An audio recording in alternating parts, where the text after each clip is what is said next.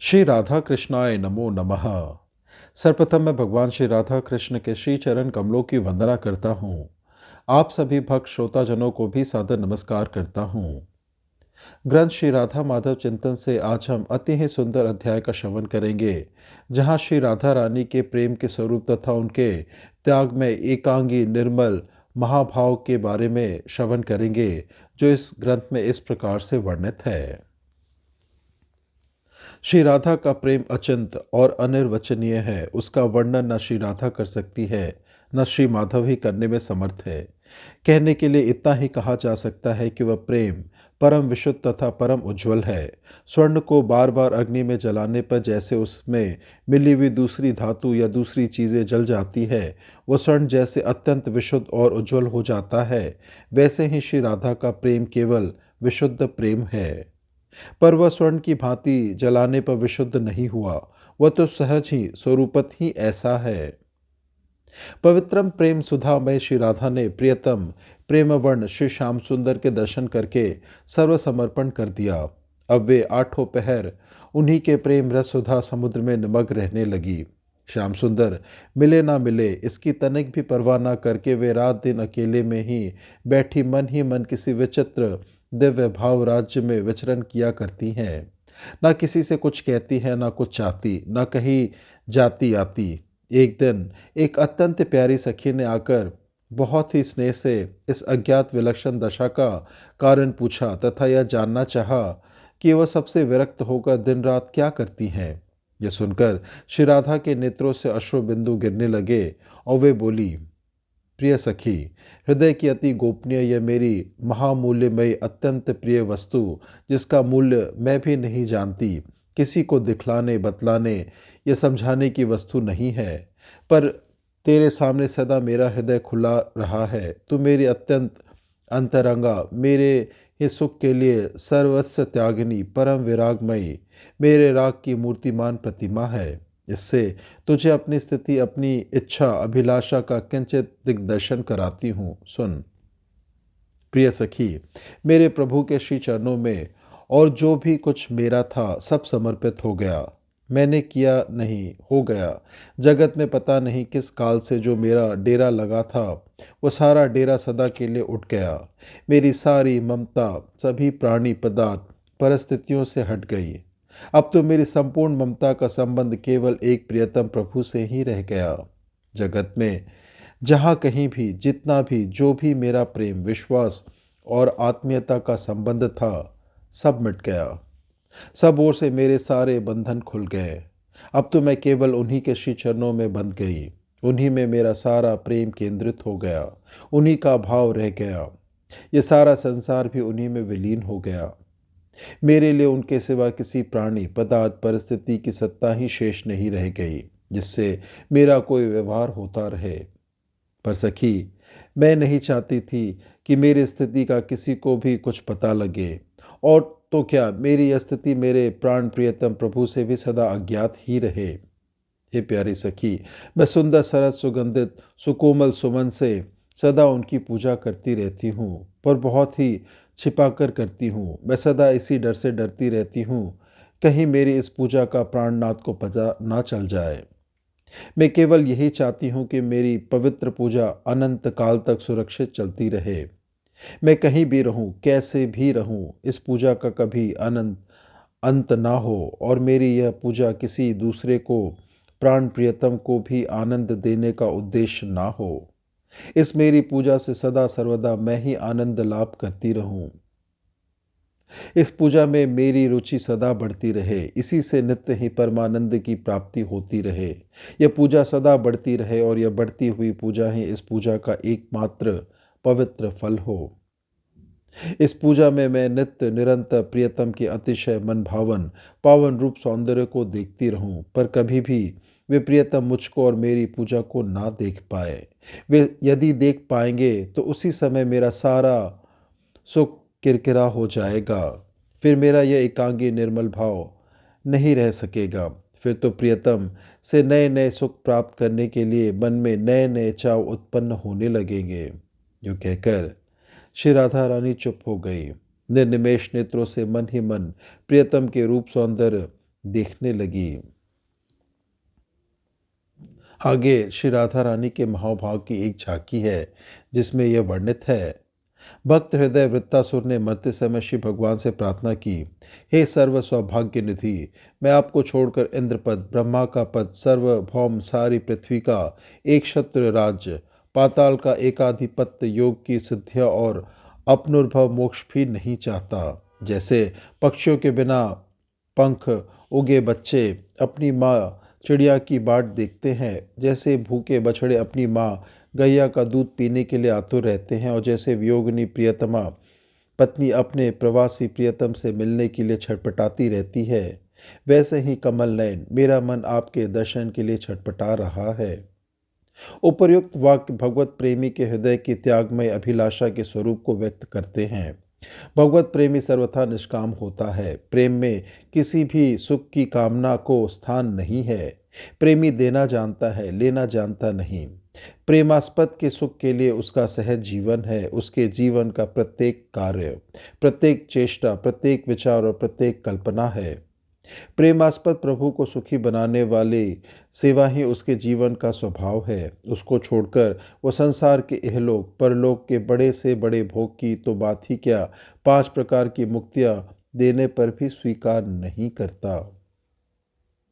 श्री कपिल देव कहते हैं, मेरे प्रेमी भक्त मेरी सेवा को छोड़कर सालोक्य, शास्त्री, सामीप्य, सारूप और एक तत्व, ये 5 प्रकार की मुक्तियां जीने पर भी नहीं लेते। भगवत प्रेमी की पवित्र प्रेमाग्नि में भोग मोक्ष की सारी कामनाएं, संसार की सारी आसक्तियां और ममताएं सर्वथा जलकर भस्म हो जाती है। उनके द्वारा सर्वस्व का त्याग सहज स्वाभाविक होता है। अपने प्राण प्रियतम प्रभु को समस्त आचार अर्पण करके वे केवल नित्य निरंतर उनके मधुर स्मरण को ही अपना जीवन बना लेते हैं।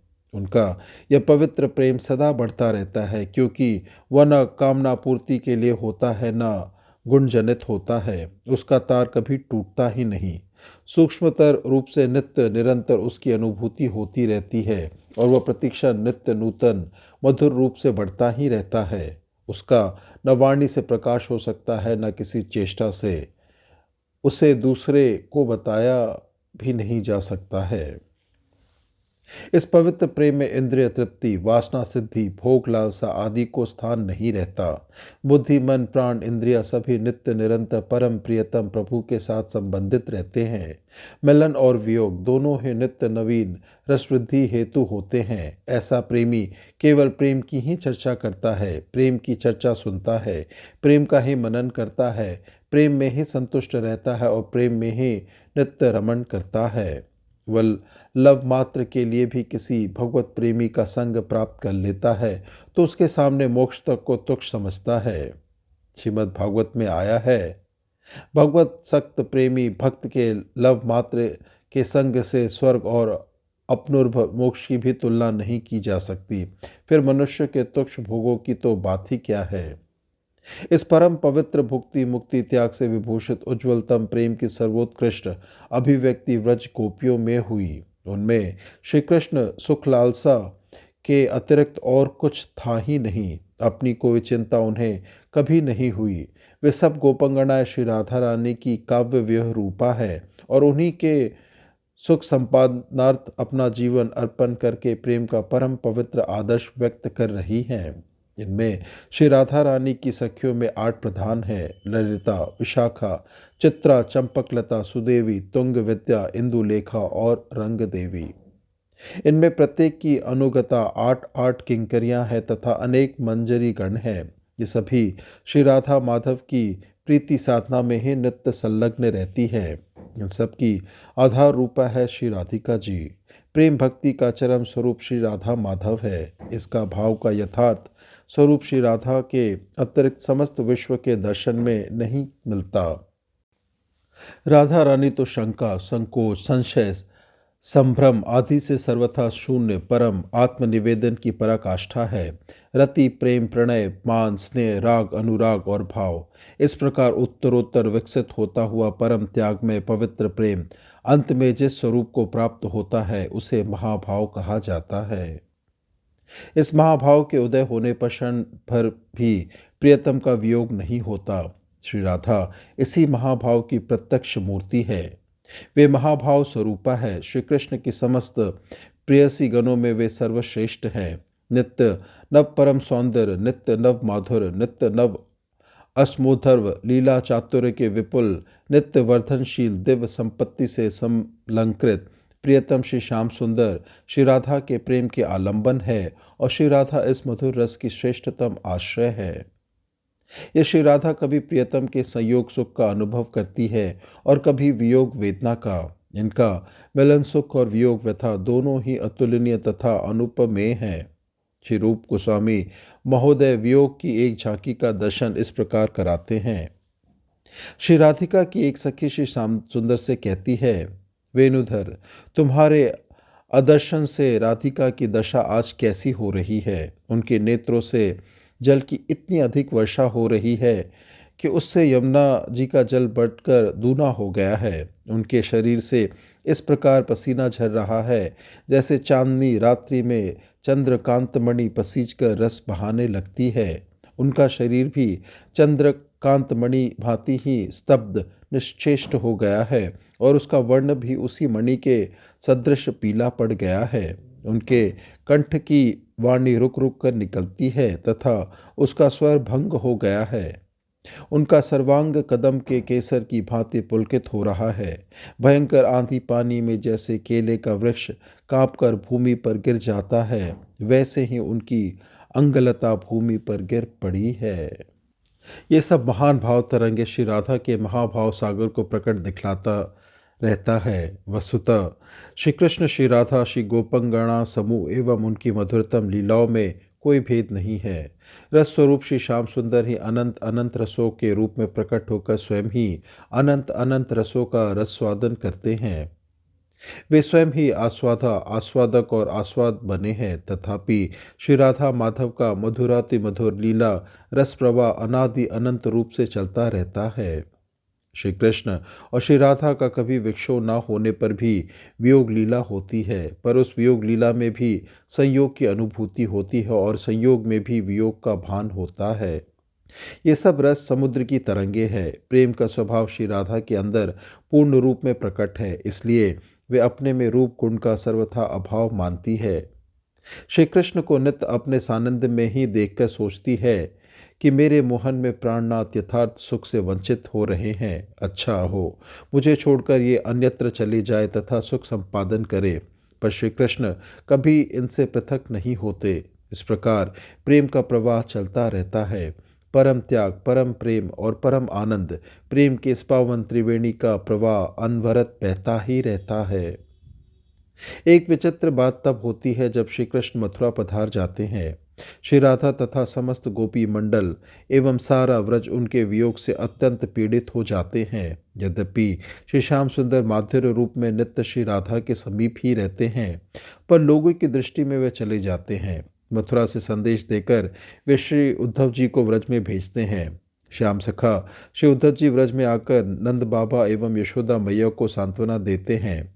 फिर गोपंगना सबू में जाते हैं। वहाँ बड़ा ही सुंदर प्रेम का प्रवाह बहता है और उसमें उद्धव का समस्त चित्त प्रदेश आप्लवित हो जाता है। तदंतर वे श्री राधिका जी से एकांत में वार्तालाप करते हैं। श्री राधा की बड़ी ही विचित्र स्थिति है। वे जब श्री उद्धव जी से श्री श्याम सुंदर का मथुरा से भेजा हुआ संदेश सुनती है, तब पहले तो चकित से होकर मानो संदेह में पड़ी हुई से कुछ सोचती है। फिर कहने लगती है, उद्धव, तुम मुझको यह किसका कैसा संदेश सुना रहे हो? तुम झूठ मूठ मुझे क्यों भुलावे में डाल रहे हो? मेरे प्रियतम श्री श्याम सुंदर तो यही है। वे कब परदेश गए, कब मथुरा गए? वे तो सदा मेरे पास ही रहते हैं। मुझे देखे बिना एक क्षण भी उनसे नहीं रहा जाता। मुझे ना पाकर वे क्षण भर में व्याकुल हो जाते हैं। वे मुझे छोड़कर कैसे चले जाते? फिर मैं तो उन्हीं के जिलाए जी रही हूँ। वे ही मेरे प्राणों के प्राण हैं। जो मुझे छोड़कर चले गए होते तो मेरे शरीर में प्राण कैसे रह सकते? उद्धव, तुम मुझको किसका यह सुना रहे कैसा संदेश? भुला रहे क्यों मिथ्या कहकर प्रियतम कहाँ गए परदेश? देखे बिना मुझ पे पल भर भी कभी नहीं वे रह पाते, क्षण भर में व्याकुल हो जाते, कैसे छोड़ चले जाते। मैं भी उनसे ही जीवित हूँ, वे ही हैं प्राणों के प्राण, छोड़ चले जाते तो कैसे तन में रह पाते ये प्राण। इतने में ही श्री कृष्ण खड़े दिखलाई दिए। तब श्री राधा बोली, अरे देखो, उधर देखो, वे नंद किशोर कदम्ब के मूल में खड़े कैसे निर्निमेष दृष्टि से मेरी ओर देख रहे हैं और मंद मंद मुस्कुरा रहे हैं। देखो तो, मेरे मुख को कमल समझकर प्राण प्रियतम के नेत्र भ्रमर मत वाले होकर मधुर रस पान कर रहे हैं। देखो, वह देखो, कैसो मृदु मृदु मुस्काते नंद किशोर खड़े कदम्ब मूल अपलक वे झांक रहे हैं मेरी ओर। देखो, कैसे मत्त हो रहे मेरे मुख को पंकज मान, प्राण प्रियतम के दृग मधुकर मधुर मधुर कर रहे हैं रसपान। देखो, भौवे चलाकर आंखें मटकाकर वे मेरे प्राणधाम मुझसे इशारा कर रहे हैं तथा अत्यंत आतुर होकर मुझको एकांत कुंज में बुला रहे हैं। उद्धव, तुम भौचक्क से होकर कदम्ब की ओर कैसे देख रहे हो? क्या तुम्हें श्याम सुंदर नहीं दिखाई देते, अथवा क्या तुम उन्हें देखकर प्रेम में डूब गए हो? श्री राधिका जी यूँ कह ही रही थी कि उन्हें श्याम सुंदर के दर्शन होने बंद हो गए। तब वे अकुला हो उठी, बोली, है यह सहसा क्या हो गया? श्याम सुंदर कहाँ छिप गए? हाय, वे आनंद निधान मनमोहन मुझे क्यों नहीं दिखाई दे रहे? वे लीला में क्या आज पुनः आंख मिचौनी खेलने लगे, अथवा मैंने उनको तुम्हें दिखा दिया, इसे क्या उन्हें लाज आ गई और वे कहीं छिप गए? नहीं नहीं, तब क्या वे सचमुच ही मुझे छोड़कर चले गए? हाय, क्या वे मुझसे मुख मोड़कर मुझे अपरिमित अभागिनी बनाकर चले गए? हाय उद्धव, तुम सच कहते हो, तुम सत्य संदेश सुनाते हो, वे चले गए। हाँ, वे मेरे लिए रोना शेष छोड़कर चले गए। पर ऐसा कैसे होता, जो पल पल में मुझे अपलक नेत्रों से देखा करते, जो मुझे सुखमय देखने के लिए बड़े सुख से मान अपमान स्तुति निंदा हानि लाभ सुख दुख सब सहते, मेरा दुख जिनके लिए घोर दुख और मेरा सुख ही जिनका अत्यंतिक सुख था, वे मुझे दुख देकर कैसे अपने जीवन सुख को खो देते। अतएव वे गए नहीं हैं, यहीं छिपे होंगे। इतना कहते कहते ही राधा का भाव बदला, उनके मुख पर हंसी छा गई और उल्लसित होकर वे कहने लगी, हाँ ठीक, वे चले गए, मुझे परम सुख देने के लिए ही वे मथुरा में जाकर बसे हैं। मैं इसका रहस्य समझ गई, मैं सुखी हो गई। मुझे सुख देने वाले प्रियतम के इस कार्य को देखकर मुझे वे सब पुरानी बातें याद आ गई जो मुझ में उनमें हुआ करती थी। उनके जाने का कारण मैं जान गई, वे मुझे सुखी बनाने के लिए ही गए हैं। इसी से देखो मैं कैसे प्रफुल्लित हो रही हूँ, मेरा अंग अंग आनंद से किस प्रकार रोमांचित हो रहा है। मुझे परम सुख देने को ही गए मथुरापुरी में बस श्याम। समझ गई मैं सुखी हो गई, निरख सुखद प्रियतम का काम। याद आ गई मुझको सारी मेरी उनकी बीती बात, जान गई कारण इससे हो रही प्रफुल्लित पुलकित गात। बताओ क्या बात है, मुझ में ना तो कोई सद्गुण था, ना कोई रूप माधुरी ही। मैं दोषों की खान थी, पर मोह विवश होने के कारण मनमोहन श्याम सुंदर को मुझ में सौंदर्य दिखलाई देता है। वे मुझे अपना सर्वस्व तन मन धन देकर मुझ पर न्यौछावर हुए रहते हैं। वे बुद्धिमान होकर मोहवश मुझे मेरी प्राणेश्वरी मेरी हृदयेश्वरी कहते कहते कभी थकते ही नहीं। मुझे इससे बड़ी लज्जा आती है, बड़ा संकोच होता है। मैं बार बार उन्हें समझाया करती, प्रियतम तुम इस भ्रम को छोड़ दो, परंतु श्याम सुंदर मेरी बात को मानना तो छोड़, मुझे हृदय से लगा लेते, मेरे कंठार बन जाते। मैं उन्हें अपने गले से लिपटा हुआ पाती। मैं गुण से सौंदर्य से रहित थी, प्रेम धन दरिद्र थी, कला चतुरता से हीन थी, मूर्खा, बहुत बोलने वाली, झूठे ही मान मत से मतवाली, मंदमती तथा मलिन स्वभाव की थी।